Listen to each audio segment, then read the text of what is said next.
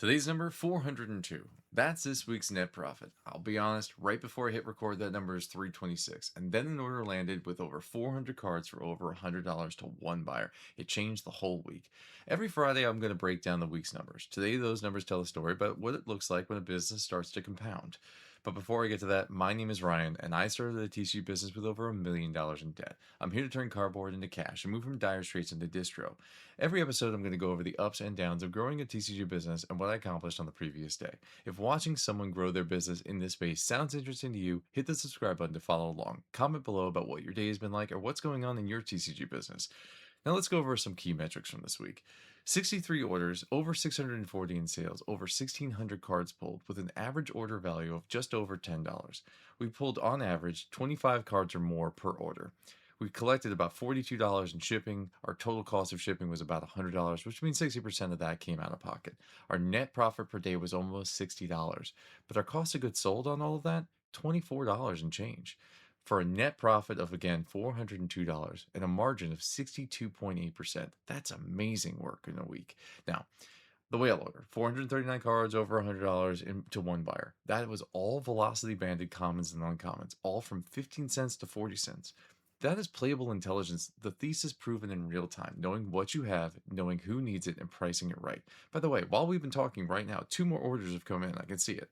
The machine doesn't wait for the camera to stop rolling. And I got to tell you, it is so exhilarating to see it happen in real time. It's also nice to know that the velocity adjusted pricing based on banding makes sense for players. And I was worried about, oh, well, what if I left some money on the table? What if I dropped from, I wanted to be distinct. I wanted to have my floor pricing be the same as TCG Direct. In fact, I've talked about it in a previous episode or two. And it didn't matter.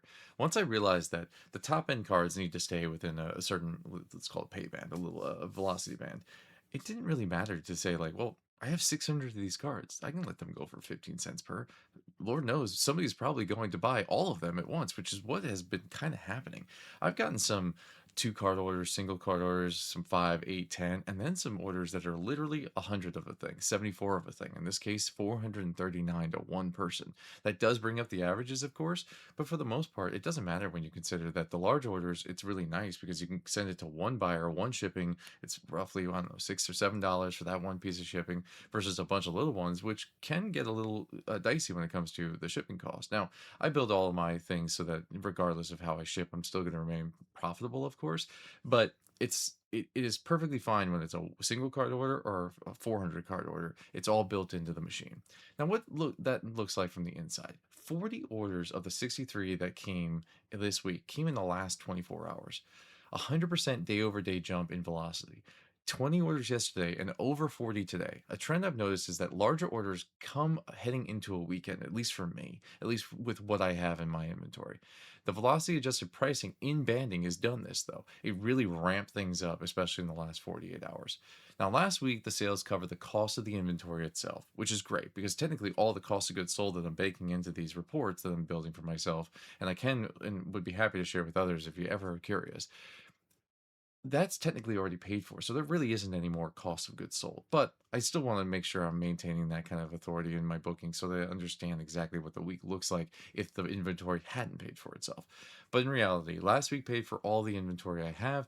This week, the net profit settled all the labor side of the operation, which means all the next 2 weeks, really the rest of the month, is all pure profit to me. It will help us reduce that $1 million in debt. It'll help us to fund new ideas and potentially work with new people and build out the operation so that it can compound over and over. That is what I want to build to do. I'm not building this just so I can reduce my debt. That is obviously one of the big goals, but I also want to build things up and build things with people, and ideally have something that I'm paying other people to do work so that they have a fulfilling life and a fulfilling journey in this hobby. And whether it's as a 1099 or in trade or employment or whatever it may be in the future, I love what I'm building, and I love that I'm starting to see the fruits of that labor. Overall, the velocity adjusted pricing in banding is carrying this entire operation now. Roughly 95% of the cards on the store carry some playable value. A few of the high count SKUs for collectors like EVs and Snorlaxes, it's not one card driving this. Depth of inventory priced with intention is what's doing it now. Plus, those bandings really make a difference. I gotta tell you, one of the key things I did was I literally pulled up the CSV, and if you don't know how to use the CSV, maybe we can do that in a future episode. I pulled up the CSV for my entire inventory. I then sorted by a quantity and I looked at what things I had the most of. And I said, well, I have 600 of this thing. I can let it go for 15 cents. I have, I don't know, 400 of this thing. I can let it go for 20 cents. Even if I wanted my floor to be no less than 25 cents, the minute I lowered it to 20 cents, things went flying out the door. And again, I'm still making enough profit that it doesn't really matter. I'm getting this for a little over a penny. I'm selling it for obviously more than that.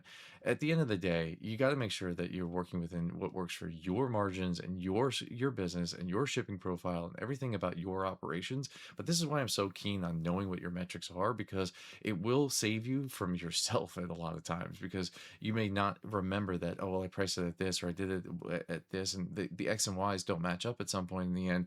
And what seems like a really good month means that you were just really shipping to pay tax. Don't do that. So if you ever have questions about kind of how to build your in your margins or the finances behind all of this, reach out, put it in my DMs and on Instagram, or follow along and join the Discord, which is linked in the description of this video, or just comment below and we'll have a conversation. Let's talk about the server for a second. I watched today in genuine awe. The volume of callouts at the local drops, the daily recap is going to look like a CVS receipt. Members are finding a product at MSRP and calling it out in real time. If you're not part of my Discord, you're missing out. There is a link in the description. I don't care where you're hearing this from. We will build out new areas. We're looking to grow continuously so that your local area will be an area that for the server that services your needs as well, not just where I'm living, although obviously primarily that's what we're doing right now in the DMV. But as we grow and we want to continue into that growth into a 50 state kind of solution, you got to be a part of that. And the best way to do that is to start by joining the server today. Now, yesterday in the business, I did three things. I started pushing physical inventory into correct locations, unsleeving, prepping for coming large lot scanning. The room is getting organized from kind of what comes next. Second, started working on the new rate card launch in July. Items that previously were ignored or unable to be compensated for, I now have a plan for, because I now have new ways of moving things. Part of that will be a part of the 4th of July rollout that we'll be discussing tomorrow. Third, I tested my friend's system some more last night. The integration works and continues to get better and better. I love working and seeing what he does every day. Now, here's where I'm headed. I'm going to be doing more simple sorting and sifting today. I'm going to be watching the orders come in. I'm going to be packing on those 40, now 2 orders that came in the last 24 hours, and I'll be building bricks along all of that. It's all in a day's work. Now, today, I also took my daughter to a party that actually wasn't a party. It was about 10 days from now. We just didn't read the invitation well. So we just went to the Chuck E. Cheese and played ourselves. It was a lot of fun, to be honest. I don't get a lot of time with my daughter, just the way things happen, and it was nice to have just an hour or two playing games with her. I took a long nap with the kids, dinner with the grandparents. I feel fully restored. It's very nice to take a break like this. You cannot run businesses on empty. The grind is real. The rest is just as real. Orders will get packed. The bricks will get built. But the nap with the kids, that's the fuel that makes all of it possible. As always, be good or be good at it, and I'll see you next time.